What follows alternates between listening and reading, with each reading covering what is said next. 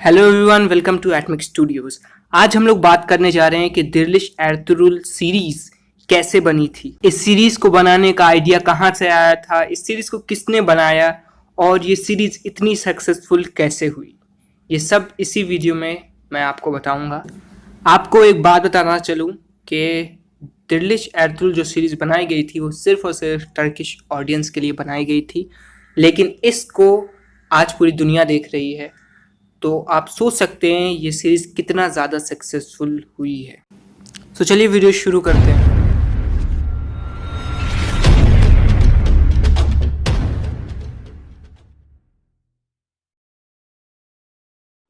कहानी शुरू होती है 2013-14 से। उस टाइम पर एक सीरीज रिलीज हो रही थी जिसका नाम था द मैग्निफिसेंट सेंचुरी। ये सीरीज बेस्ड थी सुल्तान सुलेमान द मैग्निफिसेंट पर, जो एक ओटोमन सुल्तान थे और इनके टाइम पर ओटोमन एम्पायर अपने उरूज पर थी।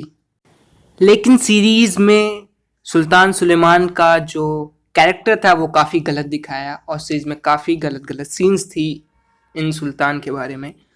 तो इसीलिए टर्किश गवर्नमेंट अपने ऑडियंस को कुछ सही दिखाना चाहती थी, द रियल ओटोमन्स को दिखाना चाहती थी, वो कितने ब्रेव थे, वो कितने सही थे, ये सब दिखाना चाहती थी। लेकिन मैग्निफिसेंट सेंचुरी से सुल्तान सुलेमान का नाम बर्बाद हो चुका था। तो फिर टर्किश गवर्नमेंट ने एक आदमी को ये जिम्मेदारी दी जिसका नाम था महमद बोजदाग। महमद बोजदाग ने जिम्मेदारी तो ले ली, लेकिन अब बहुत ही बड़ा सवाल था कि हिस्ट्री बनाए तो किस पर बनाए, सीरीज बनाए तो किस पर बनाए। पहले सोचा कि सुल्तान सुलेमान पर बनाते हैं, लेकिन फिर सोचा सुल्तान सुलेमान पर डायरेक्ट दिखा देंगे। तो उनका प्लान बदला और उन्होंने सोचा कि हम लोग उस्मान गाजी पर सीरीज बनाते हैं। उस्मान गाजी पर बनाएंगे तो ओटोमन एम्पायर के फाउंडर के बारे में लोग अच्छे से जान जाएंगे और टर्किश ऑडियंस अपने रियल हीरो को पहचानेगी। सारी तैयारियां होने लगी और टीआरटी ने ये जिम्मेदारी ले ली कि हमारे चैनल पर ये सीरीज आएगी। कुल्लुश उस्मान सीरीज का नाम रखा गया और फिर एक बहुत ही बड़ी गड़बड़ हुई। सीरीज के लिए कोई हीरो मिल ही नहीं रहा था, क्योंकि सारे हीरो बोल रहे थे कि हिस्टोरिकल सीरीज फ्लॉप तो बहुत ही बुरी तरीके से होती है और उसके बाद मजाक भी बहुत ज़्यादा बनता है उसका। कोई बड़ा हीरो तैयार ही नहीं हो रहा था और उस्मान बे कोई छोटा एक्टर प्ले करे, ऐसा तो हो ही नहीं सकता। महमद बोजदाग के सर पर एक और प्रॉब्लम आई और वो प्रॉब्लम ये थी कि उस्मान बे ने काफ़ी सारी जंगें लड़ी हैं और उस जंगों को दिखाने के लिए काफ़ी ज़्यादा पैसा लग जाएगा, सीजीआई का काम काफ़ी ज़्यादा रहेगा। और इतना पैसा अगर वो लगाते हैं और सीरीज फ्लॉप हो जाती है तो इनका सारा पैसा बर्बाद हो जाएगा।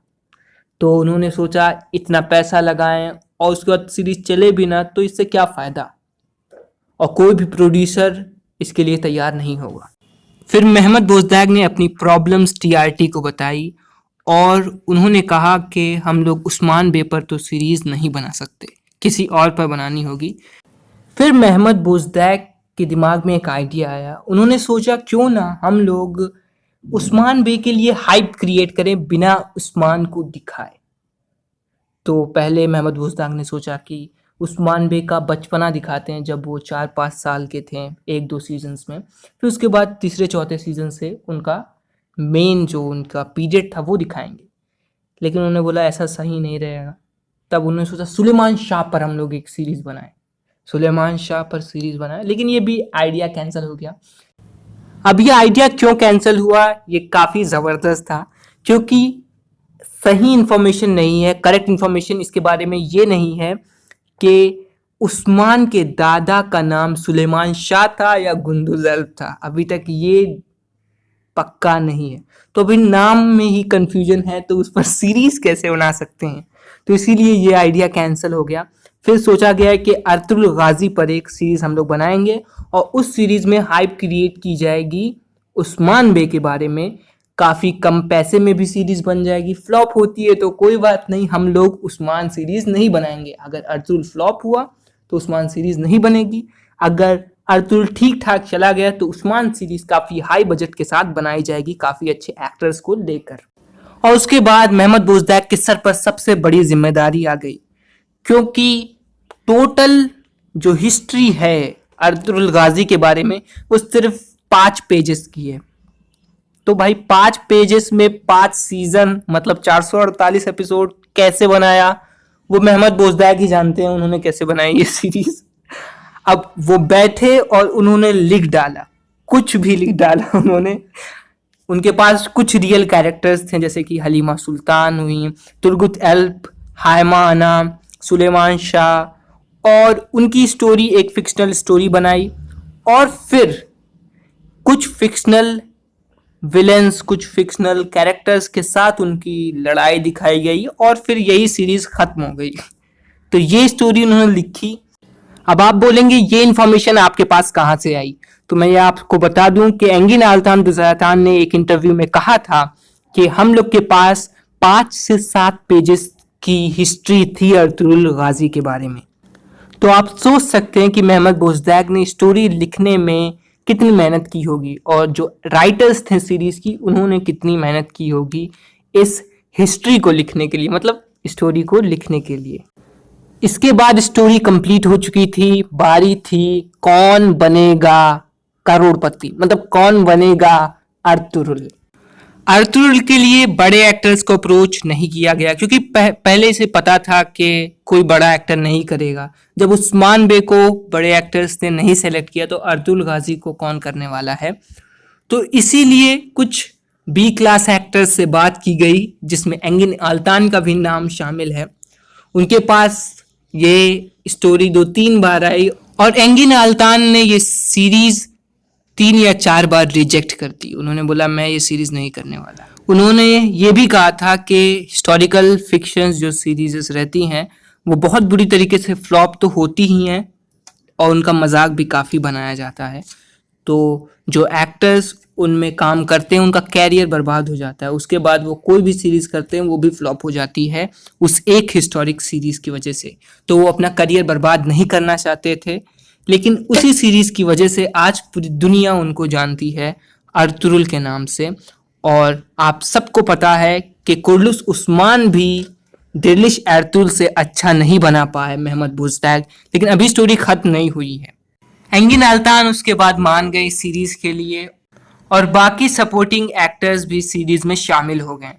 सीरीज की शूटिंग होने लगी, कॉस्ट्यूम्स काफ़ी अच्छे अच्छे थे, आपने सीजन 1 देखा होगा।